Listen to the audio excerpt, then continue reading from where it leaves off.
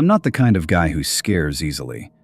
I've spent half my life camping, hiking, hunting, you name it. I grew up in Montana, where being out in the woods was just part of existing. I know the sounds the forest makes, what animals move like, and how to tell when something's wrong. But what happened to me last fall in the Black Hills of South Dakota? None of that prepared me for it. This story isn't exaggerated. It isn't a creepypasta. It's just what happened, and I still can't explain it.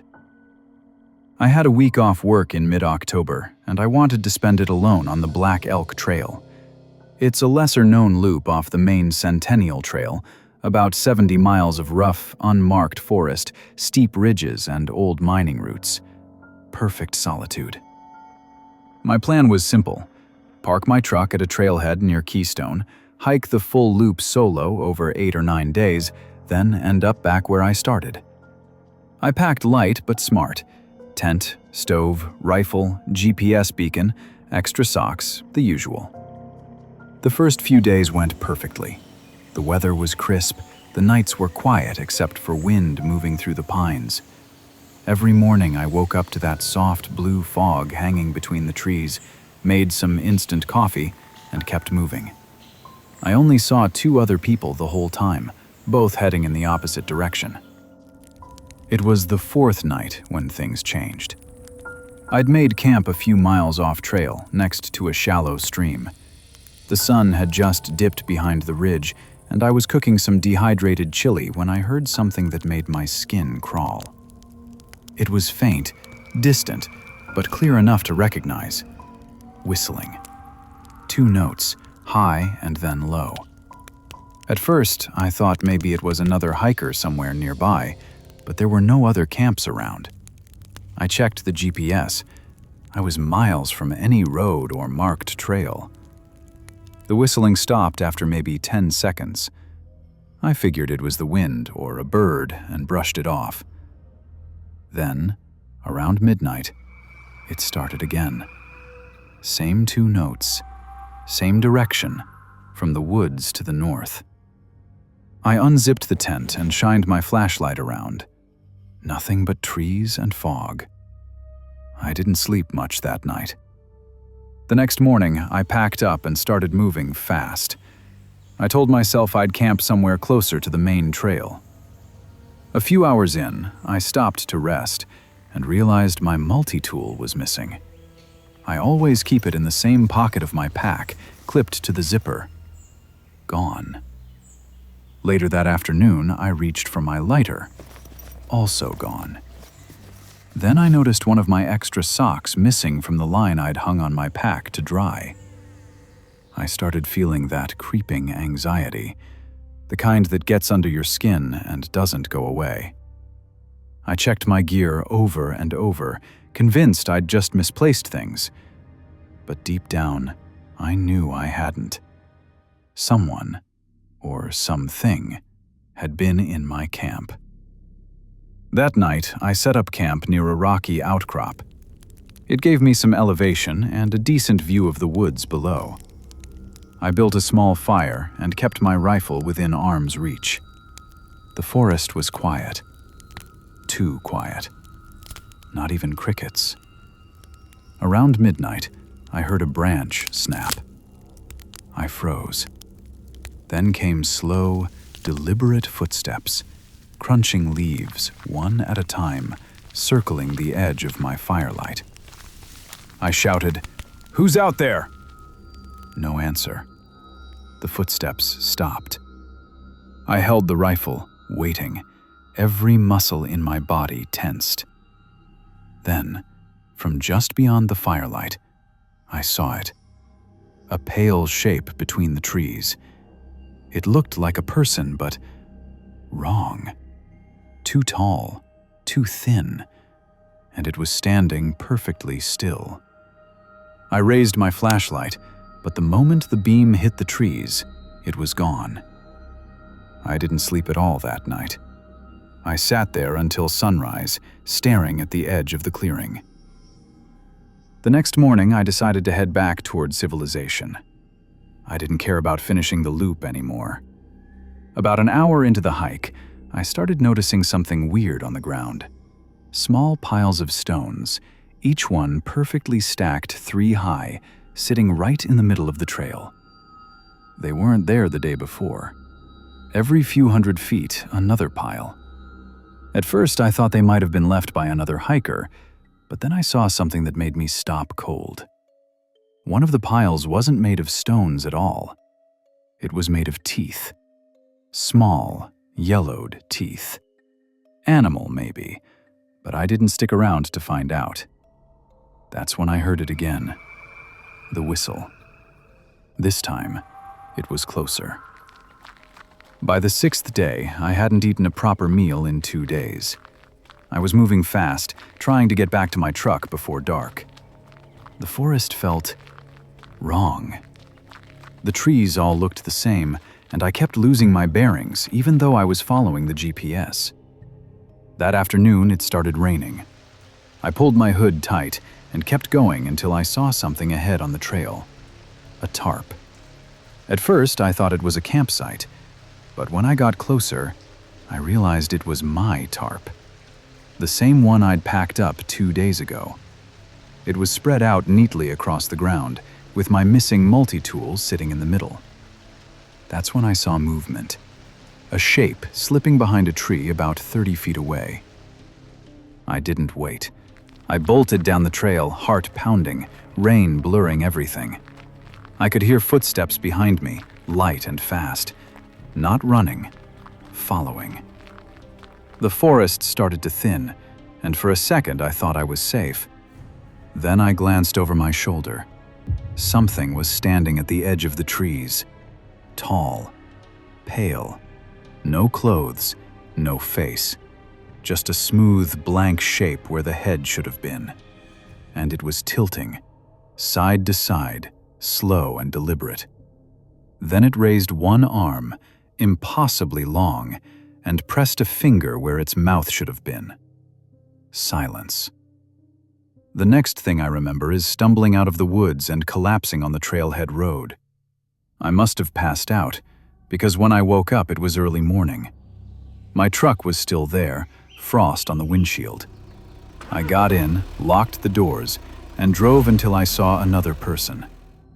When I told the ranger what happened, he gave me that polite, city guy losing it in the woods look. But when I mentioned the stacked stones and the teeth, he stopped writing.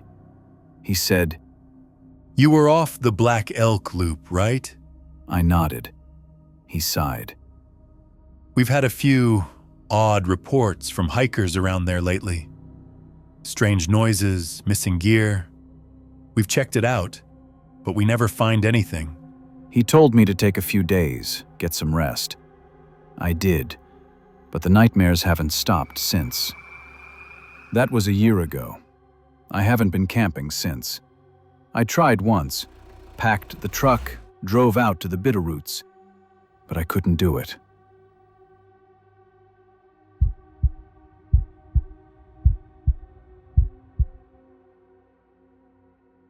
Prepare yourself, because what I'm about to tell you has taken away my peace for years.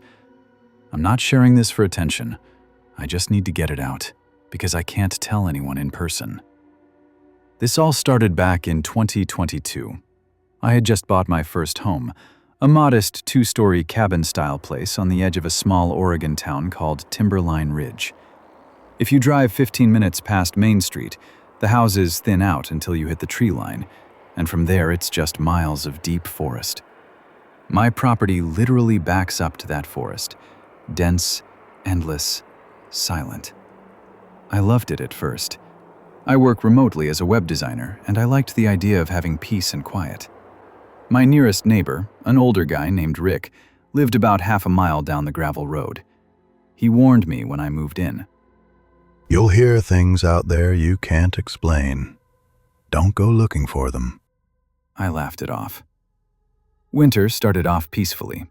I spent my days working and my nights sitting on the porch with a beer, listening to the wind. But around February, weird things started happening.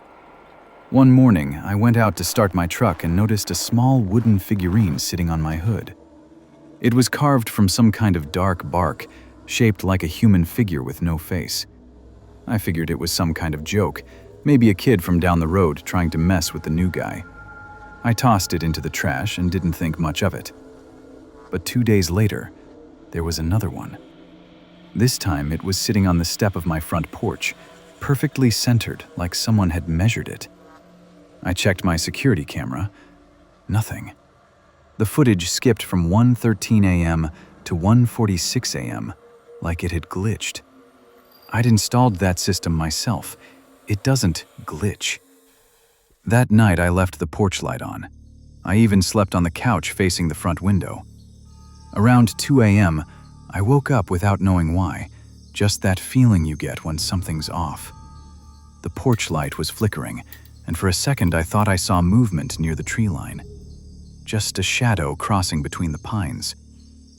I convinced myself it was a deer and went back to sleep. A week later it snowed. Heavy, wet snow that stuck for days. The next morning, I stepped outside and froze. There were footprints leading from the woods straight to my back deck. Bare feet.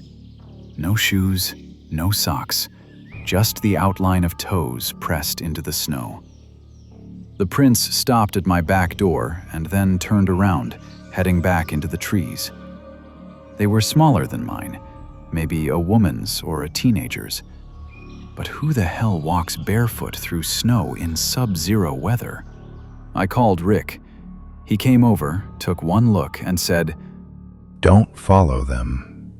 I asked him what that was supposed to mean. He just shook his head and said, They always come back if you go looking. That night, I dragged my work desk upstairs and kept my rifle beside me. The next morning, the footprints were gone, covered by new snow. But there was another figurine. This one was nailed to my fence post with a rusted nail. By March, I'd stopped sleeping. Every night around the same time, 1 a.m., I'd hear whistling from the woods. Not a tune I recognized, but a slow, low, two-note pattern, like someone calling a dog. At first, I tried to ignore it, but curiosity got the better of me. I stepped out one night with a flashlight. The sound stopped instantly. I shined the light across the trees. Nothing. Then, just as I turned to go back inside, the whistling started again.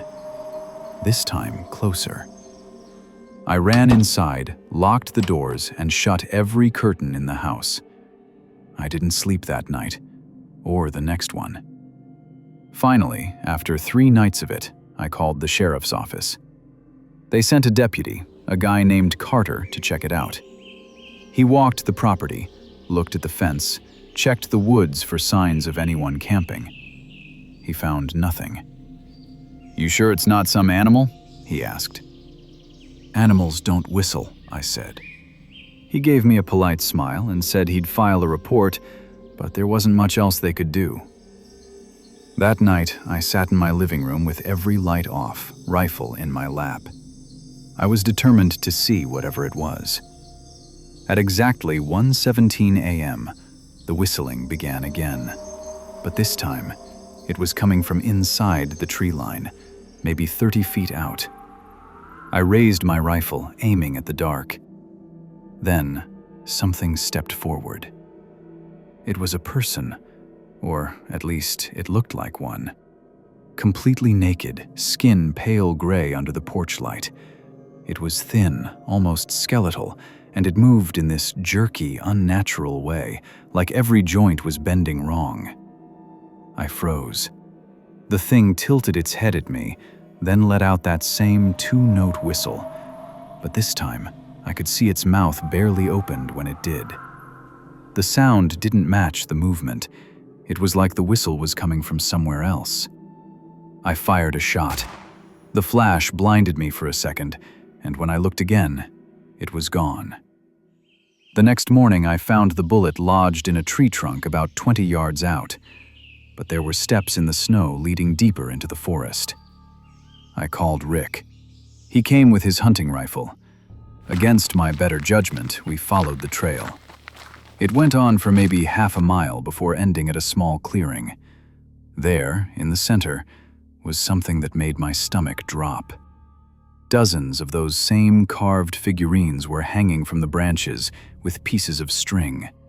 Beneath them, arranged in a perfect circle, were animal bones. Deer, maybe. Rick muttered something under his breath and turned around. "We're leaving," he said. We didn't speak the whole way back. When we reached my yard, he told me, "You need to move. Soon." For a while, things were quiet. I stopped hearing the whistling. No footprints, no figurines. I almost convinced myself I'd imagined the whole thing. Then summer came. One night in July, I was sitting on the porch after midnight, scrolling through my phone. The woods were dead quiet. No crickets, no wind, just silence. Then I heard it again, that same two-note whistle. I froze. The sound came from the direction of the clearing.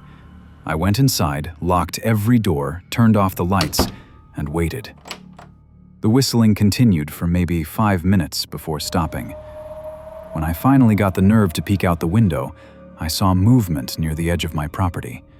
Someone, or something, was standing just behind the fence. I could only see the outline, but it was tall, too tall, and it was holding something. When lightning flashed, for half a second I saw what it was holding. A wooden figurine, carved into the shape of a man holding a rifle. The next morning, I packed a bag and drove straight into town. I stayed at a motel for a few nights, then started renting an apartment in Portland. I haven't gone back to that house since. A few months later, I got a call from the realtor who was handling the property for me. She said someone had broken in. When the police went to check, they found every wall of the house covered in carved figures, hundreds of them. They didn't take anything, they just left them there. The cops never found who did it. No signs of forced entry, no fingerprints. The case went nowhere. The other night, I got a package in the mail. No return address. Inside was a single wooden figurine, small, dark, faceless, and carved into the bottom, barely visible, was my name. Appreciate you staying till the end. If you enjoyed it, subscribe, and tell me in the comments which story made you think twice about going into the woods, and why.